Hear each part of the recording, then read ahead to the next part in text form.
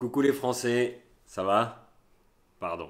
Non mais il faut qu'on en parle quand même. Ce qui s'est passé hier, c'est pas normal du tout. Moi j'étais tellement proche de l'infarctus devant mon écran que toute l'équipe du Danemark a débarqué pour faire un cercle autour de moi. J'avais essayé de vous avertir, hein, mais bon, vos consultants en plateau là avant le match, oula, on se repasse déjà en boucle leurs déclarations, hein. Daniel Riolo, Emmanuel Petit, Raymond Domenech. Lui il a dit: la seule façon que la France ne passe pas, c'est s'il reste coincé dans l'ascenseur avant le match. Je l'ai pas vu en plateau après le match pour débriefer. Sans doute coincé dans l'ascenseur. Bon, de toute façon, il aurait sûrement demandé Estelle en mariage pour faire diversion. On va être honnête, en Suisse, on s'attendrait à prendre une rouste aussi, hein. L'espoir était minuscule. Déjà, tactiquement, la Suisse, ils aiment presser haut et avoir le ballon. Et la France, ils adorent ça pour punir en contre. Donc c'était le dilemme. Est-ce qu'on joue comme d'habitude et on risque d'en prendre 5, ou est-ce qu'on essaie de défendre bas alors qu'on n'est pas du tout construit pour? Et là, Petkovic, il a trouvé une solution à la Suisse, un compromis, un entre-deux, ni trop haut, ni trop bas, aussi haut que possible, aussi bas que nécessaire. Boum. D'ailleurs, Didier, si t'as besoin d'un petit tuto sur comment jouer en 3-5-2, tu peux l'appeler, hein. Mais le problème, c'est qu'après le 1-0, tout à coup, on s'est mis à espérer. Et l'espoir, ça ouvre la porte au désespoir. Rodriguez, il rate ce penalty. Puis là, vos joueurs, ils se souviennent qu'ils ont la meilleure attaque du monde. Et là, oh là là là là, rien à dire. Le contrôle et la pichenette de Benzema sur le 1-1, la talonnade de Mbappé sur le 2-1, la frappe de Pogba sur le 3-1.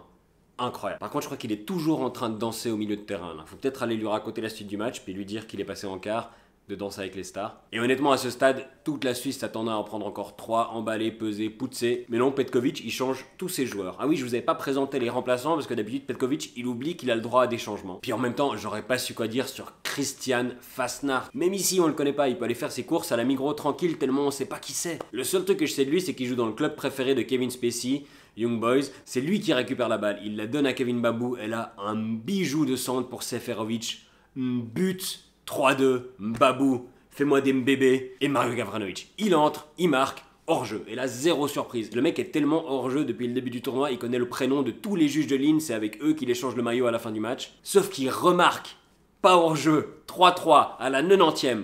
Ah oui, on s'est mis d'accord avec les Belges entre équipes qui sont toujours dans le tournoi, c'est fini 90, on dit 90 désormais. 8 crises cardiaques plus tard, on est au penalty. Et là la Suisse, on n'est pas serein, parce que la Suisse et les penalties, c'est un peu comme Clément Langlais, la coordination corporelle. C'est compliqué. En 2016, Granit Xhaka, il tire 12 mètres à côté contre la Pologne, éliminé. Et en 2006, contre l'Ukraine, il n'y a que 3 Suisses qui ont pu tirer, parce que comme ils ont tous raté, après ça, on était déjà éliminés, pas besoin d'autres tireurs. Ça nous a tellement traumatisé que la plupart des fans suisses peuvent te citer les 3 tireurs, Cabanas, Straller, Barnetta. Après un tir, on avait déjà fait mieux que contre l'Ukraine, et là, ils marquent tous. Même les remplaçants, même le gamin Ruben Vargas qui avait exceptionnellement obtenu de ses parents de prolonger la permission de Mimi pour le tirer, même admire Mehmedi. Mehmedi, avant de le voir dans la liste, je pensais qu'il avait pris sa retraite. Pas sportive, hein, sa retraite tout court. Non mais regardez ses cheveux, c'est pas la tronche d'un type qui marque le penalty décisif contre la France, c'est la tronche d'un type qui va apprendre à ses petits-enfants à pêcher. Et Yann Sommer, sur Mbappé.